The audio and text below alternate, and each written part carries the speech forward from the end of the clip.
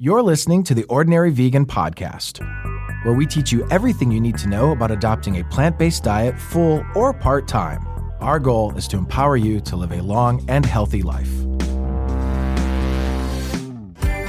You can find today's show at ordinaryvegan.net or on iTunes. If you have any questions, please send an email to questions@ordinaryvegan.net. Hello, friends, and welcome to the Ordinary Vegan Podcast. Today, I am back from a much-needed vacation, so sorry for the delay in my podcast.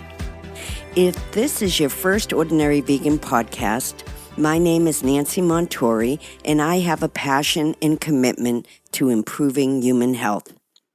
And I advocate a plant-based diet for health and wellness. If you're not familiar with a plant-based diet, it's a diet based on fruits, vegetables, whole grains, legumes like beans and lentils, and healthy fats like nuts, seeds, and avocado. It excludes all meat, eggs, and dairy. A plant-based diet is not only the best choice for a long and healthy life, it is also the best choice for a healthy planet and a way to protect animals who've been bred into existence to suffer on factory farms. If you're just getting started on a plant-based diet, full or part-time, I recommend you listen to Ordinary Vegan's podcast number 1, Getting Started on a Vegan Diet. Now, let's get started. Today's podcast is devoted to longevity and some of the foods that have played a role in the cultures of people around the world who enjoy long and healthy lives into their 80s, 90s, and some well into their hundreds. The first thing I want to say, and I have said this before, if you are suffering from a chronic disease like type 2 diabetes, cancer, heart disease, autoimmune disease, or obesity, just to name a few, it's not your fault. I want to say that one more time. It's not your fault.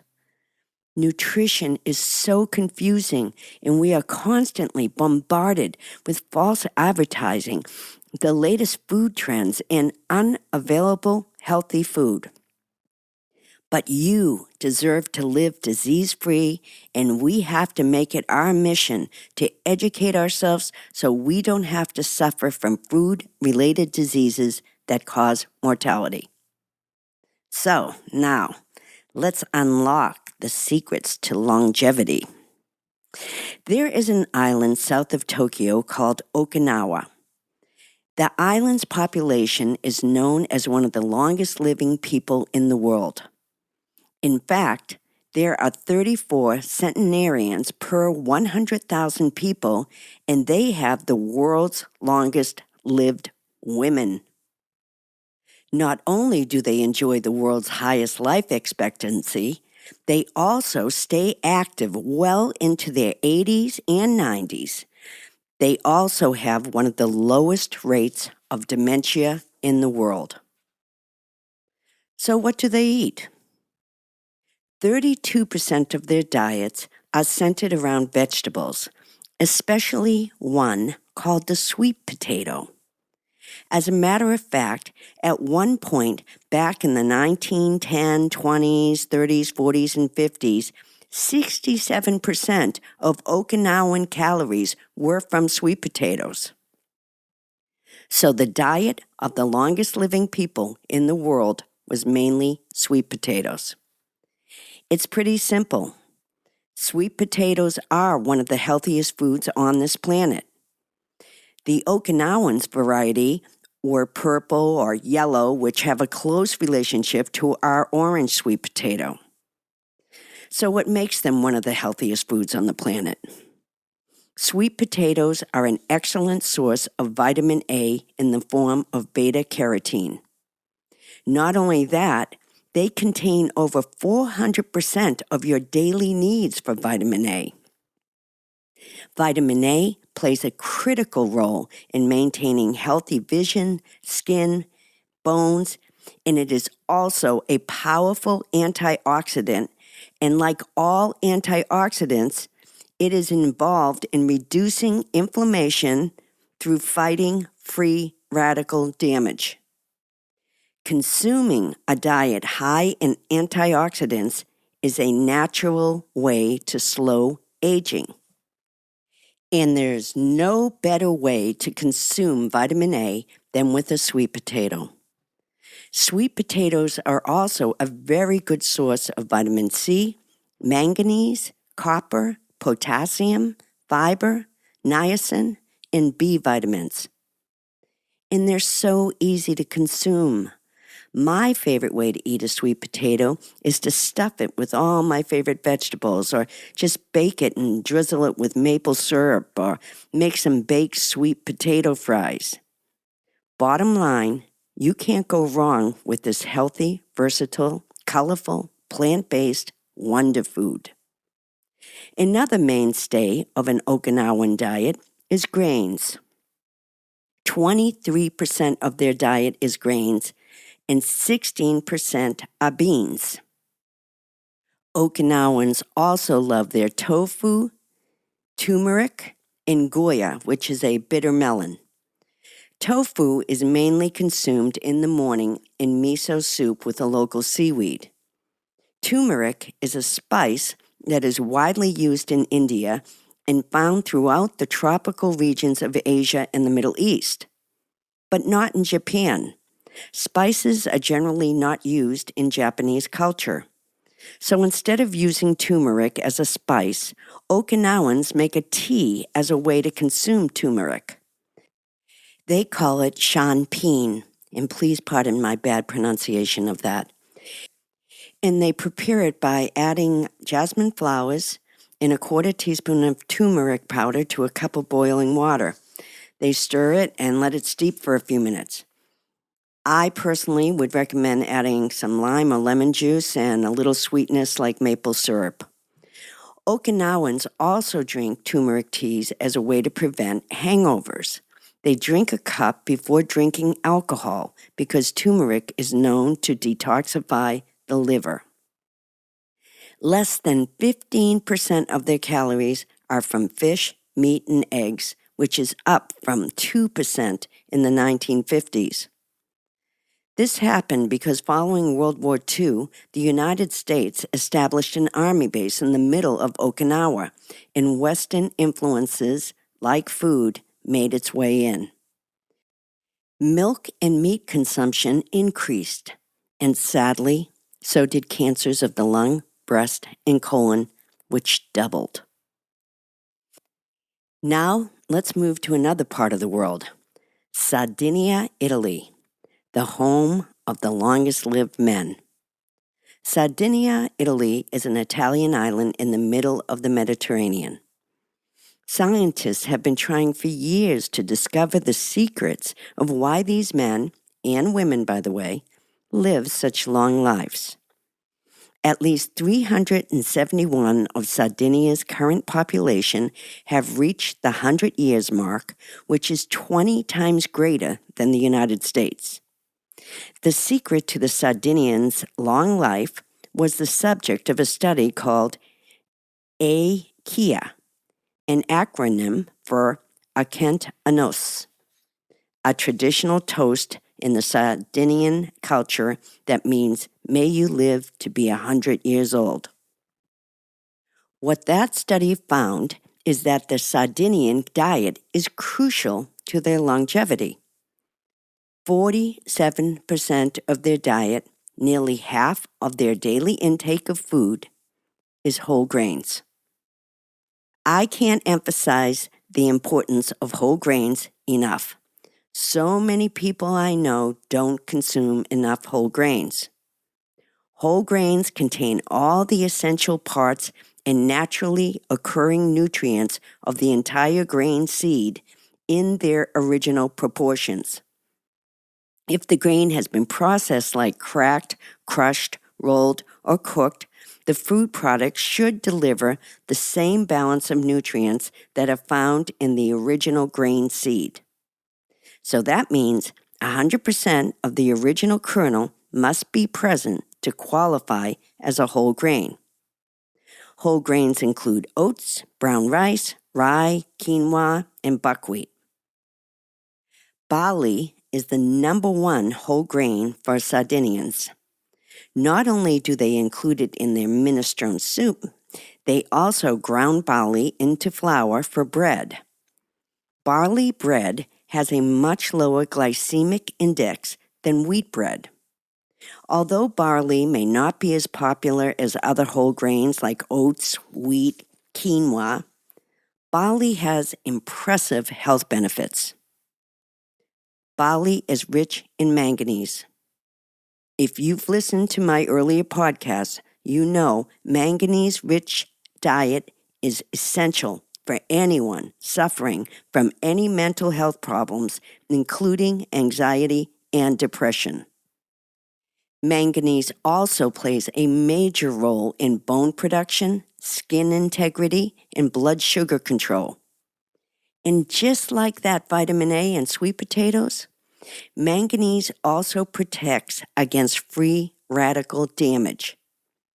Most degenerative diseases that affect humanity, like cancer, diabetes, arteriosclerosis, asthma, and guess what? Aging, have their origin in free radical reactions. So the more foods we consume that protects us from free radical damage, the better. Barley also helps control blood sugar and reduces blood pressure, and it is found to lower cholesterol. Another food group consumed by the Sardinians are chickpeas and fava beans. They are often cited as one of the foods most highly associated with reaching age 100 in Sardinia. If you listen to my podcast, you know I love my chickpeas. Besides, one of the most popular recipes on ordinaryvegan.net is chickpea bean soup with tomatoes and orzo. I also love them mashed with a little veganese and sun-dried tomatoes smeared on whole grain bread for lunch. There are so many ways to eat your chickpeas. You can go to my website and search on ingredients, chickpeas, and lots of recipes will pop up. Another very interesting food group for Sardinians is milk, but not cow's milk. They only consume goat's and sheep's milk.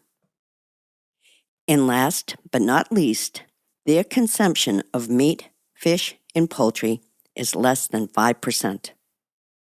By the way, they also like their wine and consume at least 4 ounces a day. We will talk about wine consumption and health in an upcoming podcast. Now, let's travel to a very surprising location for longevity, and it's right in my backyard. It's called Loma Linda, California. I know what you're thinking. California, wouldn't that mean a Western diet full of meat, dairy, and eggs? Nope.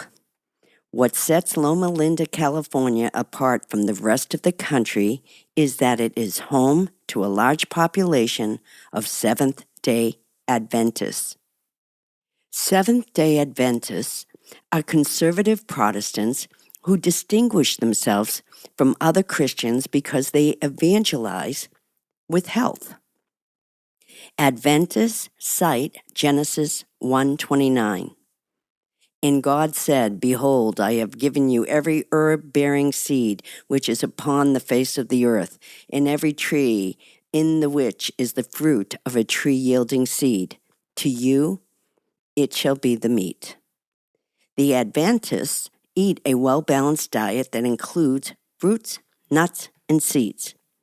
As a matter of fact, 60% of all their calories comes from fruits and vegetables, and 12% comes from soy and legumes. They also eat grains, nuts, and seeds, and some dairy. Their diet prohibits foods deemed unclean by the Bible, such as pork and shellfish. Their intake of meat or poultry is very, very low, under 4%. Their diet is also very low in sugar, salt, and processed foods. Studies have found that Adventists have the nation's lowest rates of heart disease, diabetes, and obesity. And they also live up to a decade longer than the rest of the USA. I do want to mention one other thing about longevity. There is one element all of these longevity diets have in common, and that is that they are much lower in calories than the average American Western diet of red meat and dairy. This is a natural consequence of not consuming foods high in saturated fat. The National Institute on Aging released a study in 2015 that proved a reduction in calorie intake without deprivation of essential nutrients has shown to increase longevity and delay the progression of a number of age-related diseases. So, consuming less meat and dairy in itself results in calorie reduction, which can influence lifespan markers.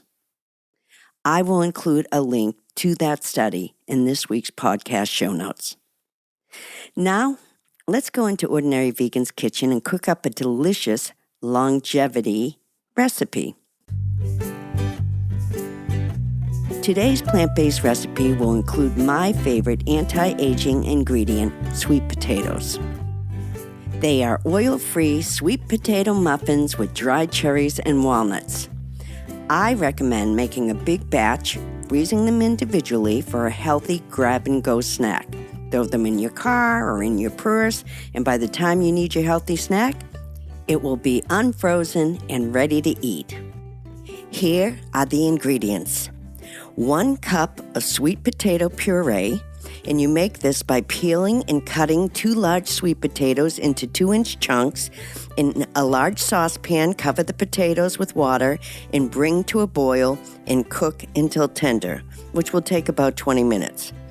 You also add 3/4 cup of unflavored almond milk or any unflavored non-dairy milk, 1/4 cup of applesauce, 1/4 cup of maple syrup. If you like them a little sweeter, you can add a little more maple syrup.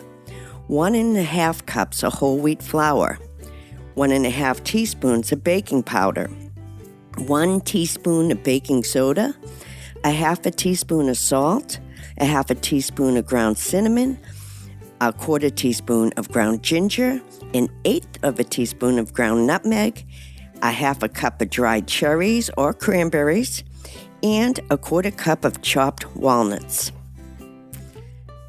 Here is what you do. You preheat the oven to 400 degrees Fahrenheit, and you lightly oil a muffin tin. I like to use muffin liners. Add the sweet potatoes to a food processor and puree. Remove and measure 1 cup and add it back to the food processor with the non-dairy milk, applesauce, maple syrup, and puree together. In a large bowl, sift together the whole wheat flour, baking powder, soda, salt, and spices. Then combine the wet and dry ingredients until just incorporated.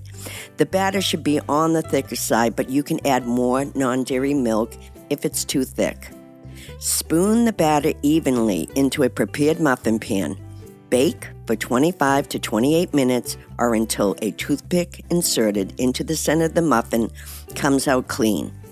Then let the muffins rest and cool slightly on a wire rack before serving.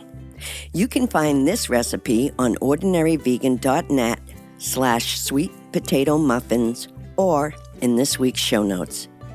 I hope you enjoyed these delicious longevity muffins as much as I did.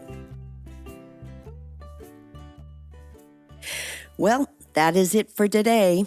I hope you learned a lot about the diets of the world's longest living men and women and find a way to apply them to your life.